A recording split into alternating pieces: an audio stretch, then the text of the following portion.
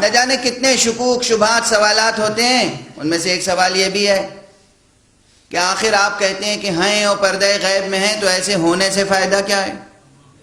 یہ کوئی نیا سوال نہیں ہے. میں اس کے دو جواب عرض کر رہا ہوں، ایک روایت سے، ایک درایت سے. ایک روایت سے، ایک درایت سے. روایت کیا ہے؟ جب خود حضور نے اعلان کیا تھا کہ میرے بعد میرے 12 جانشین ہوں گے، پہلا ان میں کا علی ابن ابی طالب ہوگا، آخری ان میں کا مہدی ہوگا جس کا نام میرا نام ہوگا، کنیت میری کنیت ہوگی، اور وہ ایک طویل عرصے تک غیبت میں رہے گا، اور تب ظہور کرے گا جب بہت سے دلوں میں شکوک و شبہات پیدا ہو جائیں گے، بے یقینی کی کیفیت پیدا ہو جائے گی، تب ظہور فرمائے گا قیامت کے قریب، اور پھر وہ روئے زمین کو پر کر دے گا عدل و انصاف سے، اسی طرح جس طرح روئے زمین پر ظلم و جور پھیلا ہوا ہوگا.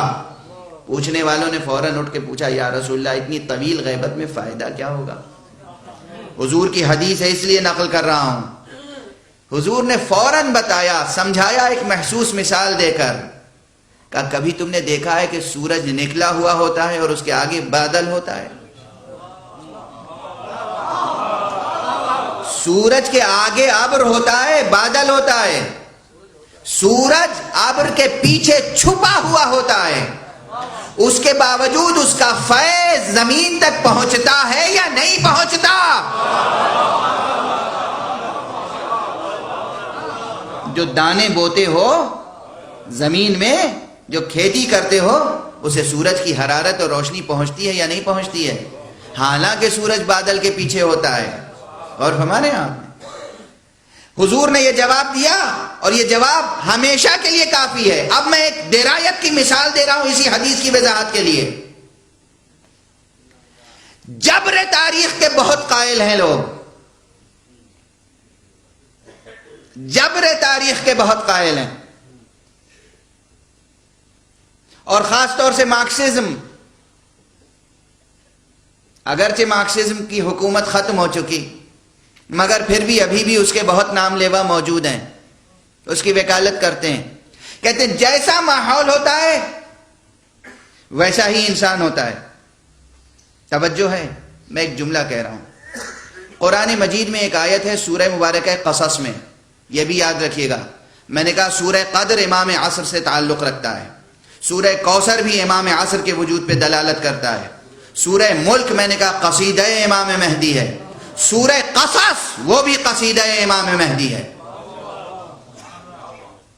سورہ قصص کی 5ویں آیت ہے وَنُرِيدُ أَن نَّمُنَّ عَلَى الَّذِينَ اسْتُضْعِفُوا فِي الْأَرْضِ وَنَجْعَلَهُمْ أَئِمَّةً وَنَجْعَلَهُمُ الْوَارِثِينَ. ہمارا ارادہ یہ ہے کہ جن لوگوں کو روئے زمین پر کمزور بنا دیا گیا ہے انہی کو ہم امام بنائیں، انہی کو زمین کا وارث بنائیں. یہ آیت اپنی جگہ، یہ تو خاص امام کی شان میں ہے ہی، مگر میں عرض کر رہا ہوں روئے زمین پر جب بھی کوئی جابرانہ نظام ہوتا ہے، توجہ رہے، جب بھی کوئی جابرانہ نظام ہوتا ہے تو جابرانہ نظام کیا کرتا ہے؟ توجہ ہے، یہ آپ کے عمرانیات، سیاسیات، سماجیات سے متعلق گفتگو ہے. ہوش بیدار ہونا چاہیے. سماجی حقیقت ہے، تاریخی حقیقت ہے، جب کوئی جابرانہ نظام قائم ہوتا ہے تو کیا ہوتا ہے؟ ظالم، خزانہ اس کے پاس ہوتا ہے، فوج اس کے پاس ہوتی ہے، اسلحے اس کے پاس ہوتے ہیں، اور زور و زر دونوں کا استعمال کر کے، یعنی پیسے اور اسلحے دونوں کا استعمال کر کے انٹلیکچوئلز کو خرید لیا جاتا ہے، اسکالرز کو خرید لیا جاتا ہے، علماء کو خرید لیا جاتا ہے، اہل قلم کو خرید لیا جاتا ہے، شعراء کو خرید لیا جاتا ہے. جو بکتا نہیں اس کی زبانیں کٹوا دی جاتی ہیں، ہے نا؟ ظالم اور جابر کے پاس سب کچھ ہوتا ہے، مظلوم کے پاس کچھ بھی نہیں ہوتا. تاریخ کی سچائی ہے نا. اس کے باوجود یہ کیسے ہوتا ہے کہ دنیا کا ظالم مظلوم طبقہ پھر بھی سر اٹھاتا ہے؟ کون ہے جو مظلوموں کو ہمت دلاتا ہے؟ کون ہے جو مظلوموں کو حوصلہ دلاتا ہے؟ کون ہے جو مظلوموں کو انقلاب پر اکساتا ہے؟ جس طرح بادل کے پیچھے سورج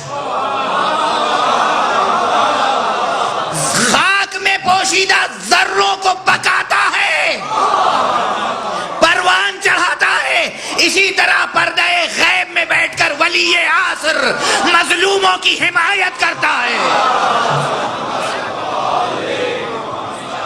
دنیا میں کہیں بھی ظلم ہو رہا ہو، کہیں بھی، اسلام شرط نہیں ہے، مسلمان شرط نہیں ہے، روئے زمین پر کہیں بھی شرق و غرب میں کہیں بھی ظلم ہو رہا ہو، کسی جگہ ظلم ہو رہا ہو، پردہ غیب میں بیٹھا ہوا ولی عصر مظلوموں کی حمایت کرتا ہے۔ مظلوموں کے دل میں قوت آتی ہے، یہ قوت کہاں سے آتی ہے؟ مظلوموں میں جرأت کہاں سے آتی ہے؟ مظلوم کیسے لب کشائی کرتا ہے؟ ولی عصر ہے، ولی عصر کا وجود یہ وجود ہے کہ جو مظلوموں کی حمایت کرتا ہے۔ برحمتك يا أرحم الراحمين وصلى الله على محمد وآله